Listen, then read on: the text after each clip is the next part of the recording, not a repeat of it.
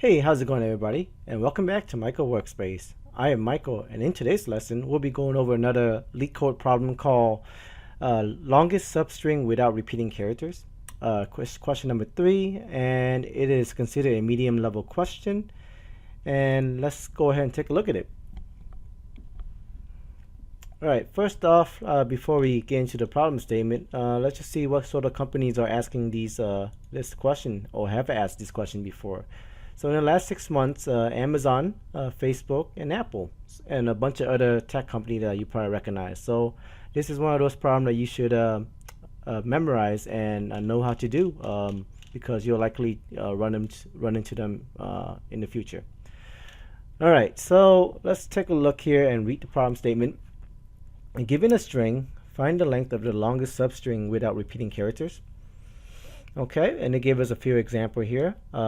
Input of a string ABC, ABC, BB, and the output or the expected output would be 3. And the reason is because within here there's a substring ABC of length 3, and that's the maximum substring that gives us all unique characters. All right.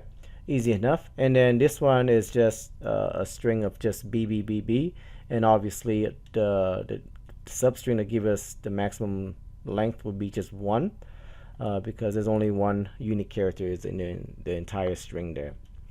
And then finally we have a string PWWKEW, and the output is 3, and this right here is the substring that will give us the maximum length of all unique characters, WKE, a length of 3. And there's a note here that says, note that the answer must be a substring and not something like PWKE, which is a subsequence and not a substring. All right, so pretty easy to understand questions, and let's see what sort of solution we come up here. So right off the bat, I can think of a couple different solutions here that we can go progress or make some improvement on. So the very first one will be something like a naive or brute force solution where we would generate and check all possible substrings all possible substrings of our S string here. And then we'll just check to see if within those substrings, if it contains just unique character, and then return the substring that has that's longest, that has just unique characters. All right, so something like that. How we can implement it in code is that first we want to just as a best practice, always check your edge cases. So for example, if the length of the string is 0, then obviously we want to return 0.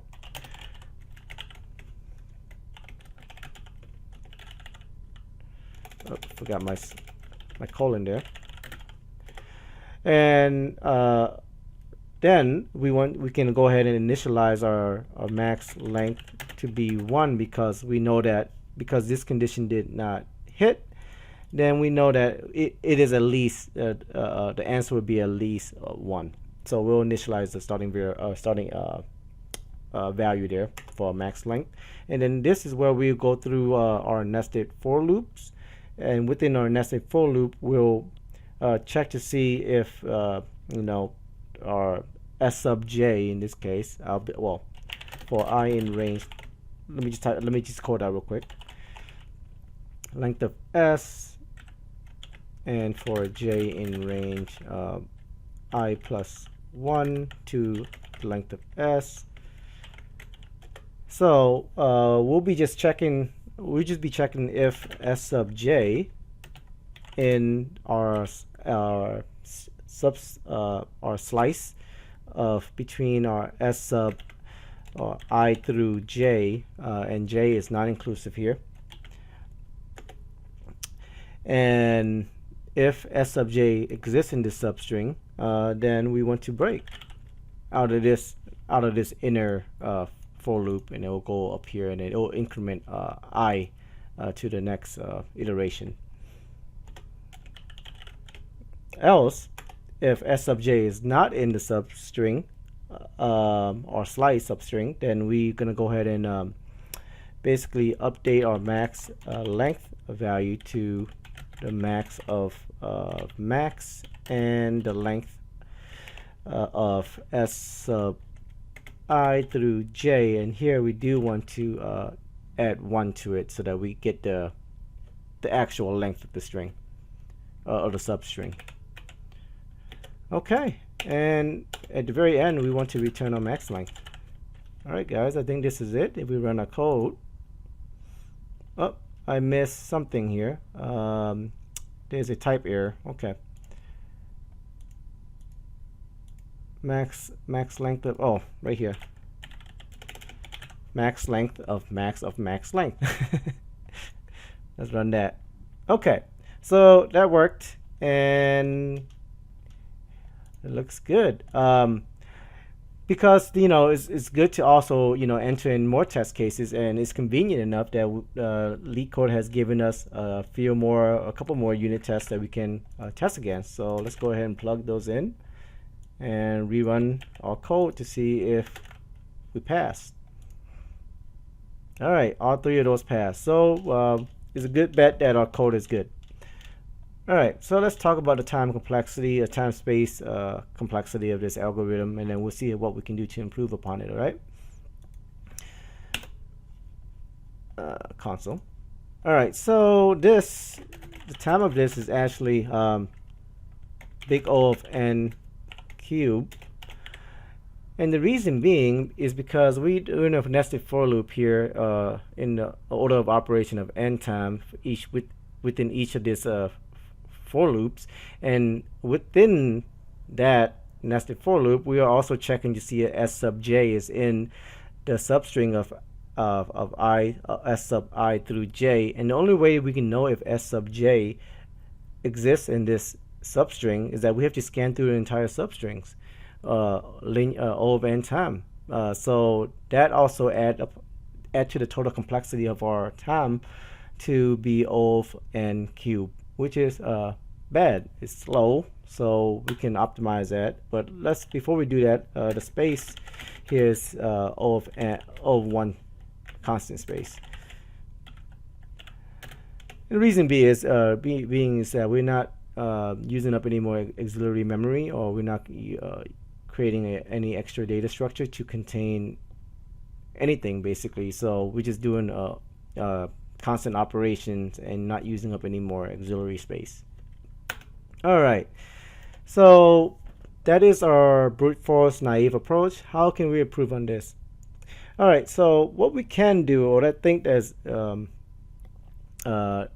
can utilize something like a sliding window, and the sliding window, and then also using one of our another data structure of Python, like a hash map, to store our the character and its indexes into the hash map or dictionary, and then we'll initialize a couple, or keep track of a couple pointers, a starting pointer and an ending pointer, and then we'll loop through, or we do one pass through our string, and then each time we are moving we are incrementing the ending pointer, and then wherever it encounters a duplicate, obviously we'll be adding to our as we are incrementing our ending pointer, we are adding that to our dictionary or hash map, and then anywhere that we encounter a duplicate value that exists in our dictionary, then what we want to do is slide our starting index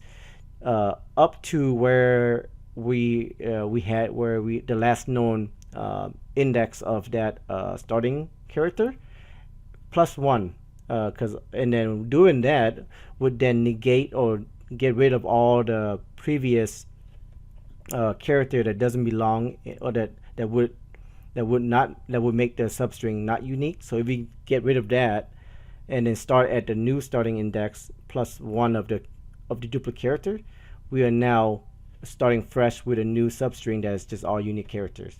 All right, and then we'll go through that entire loop, and then at the very end we're also gonna be checking the max length of the substring, of the unique substring, to see which one is the max or the largest and return that as the final answer. All right, so I rambled on long enough. Let's go ahead and see it in code. Before that, I want to comment out the rest of this previous code here, and we can begin. So first thing here, we want to start off by initializing a few variables to keep track of our like starting index and max length. So we go ahead and call it start, initialize it with 0, max length same thing, initialize that to 0, and then we'll need a lookup, or we'll need a dictionary, and we'll just call it lookup. And then our ending index will actually be part of the for loop, the variable that we iterate through. So we'll just call it for n in range length of s. If s sub n, so now if s sub n in our lookup dictionary and the start index is less than or equal to, or the starting pointer is less than or equal to the lookup of s sub n, then basically we want to, at this point, we have this in our dictionary already. We known what the last index of that is. We're going to go ahead and update our starting index to whatever that is, plus 1. Sub n plus 1, like that. All right. Else is not in the dictionary, or we haven't encountered it. So then we'll update our max length to wherever the max of max length is, and then we'll take the and then the n ending indices minus the starting pointer plus 1 to get the max length of a subarray now. And then now that we are and then obviously here we want to because we haven't encountered it yet, we want to add it to our dictionary like so, at the index of wherever the n is. All right, and at the very end, and that, by the way, this is outside of our if else clause. This would always happen within our for loop right here. So outside of the if else, this will run until the end of our loop here. All right, and then at the end, we're just gonna have and return max length. And I think that would be it too, guys. Let's run it. All right, so all three of our test cases worked out just well. Okay. And finally, since we have a little bit of time here, I'm just gonna go ahead and I'm gonna copy, well, before I do anything, I want to submit this to make sure that it did pass this, and yes, it was successful. Runtime is 48 milliseconds, faster than 94.78% of Python online submissions. Memory usage 13.9 megabytes, less than 64.99 of Python online submissions. All right, so that worked very good. And yeah, yep, that's my first submission for this question, so pretty good. Let's see how fast I can do this. I don't want to take too long, but I want to take this bit of code here and just paste it into our Python tutor, and then just kind of run through the code so you can see what it's doing, and maybe hopefully that would give you help you understand the code a little bit better. All right, so here's Python tutor, and here's a block of code that we wrote out in LeetCode. I just copied over here into this this UI. PythonTutor.com is developed by Philip Go. Sorry if I said your last name incorrectly, but this is an excellent website to basically visualize your code so that you can understand it better and also get help from other peers. All right, so let's go ahead and step through this code here. All right, so right now we're just calling our functions and initializing our basically, or passing in the s string, and then we're going to be initializing a few variable here, a starting variable or index or pointer, and then max length to be initialized at 0 again, with a value of 0, creating our lookup dictionary, and then we'll begin the loop here. So now the ending pointer is initialized with starting with a value of 0 for its indices, and then we're going to be going through this bit of code here. So obviously right now we're at P, and P doesn't exist in the dictionary, not in the lookup table. So we're going to go ahead and basically here is where we update our max length to the max of max length and n minus starting plus 1. So it's basically going to be 0 minus 0 plus 1. So max length is going to be 1. All right, and then we're going to go ahead and add that to our dictionary. So now P is added with an index of 0. And then we're going to continue on this process. And now we're at 1. Do the same thing. Max length is now 2. Add that to the dictionary. There you go. And continue on. Okay, so now we reach a point where our ending indices is at 2, and 2 is 0, 1, 2 is where we will encounter our collision, our first duplicate collisions, where it exists in our lookup table. So let's see what happens here. We're gonna follow through here, and then we'll update our starting the start pointer to wherever that character exists in our dictionary, with its index incrementing by 1. So W was at index 1. Now we adjusted our starting index pointer to whatever that is, plus 1, so that whatever is before this right here.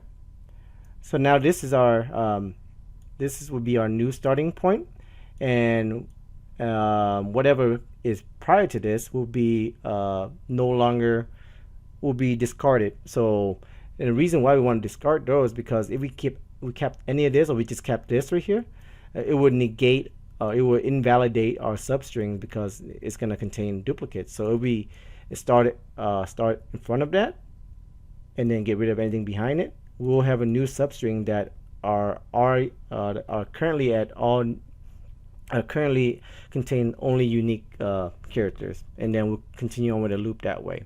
So that's how this code works. So as you can see, we're gonna just keep going through, and at the very end, once we've got to the very end of a loop here, we're just gonna return whatever max length is. So during this entire operation right here, we are updating or checking to see or updating our max length to whatever the max of the max length, and whatever is the ending index minus the starting index plus or pointer plus 1 to give us the length of the subarray, and then yeah, just have that and just have that be the max length that gets returned at the very end, which is in this use case is 3. All right. So yeah, guys, that will be it for this today's lesson, and I hope you guys liked it. I hope you guys understand it, and if you guys like to see more stuff like this, please subscribe to my channel and give it a like, and that will motivate me to continue doing this sort of stuff for you guys. Okay, happy coding, and I'll talk to you guys later.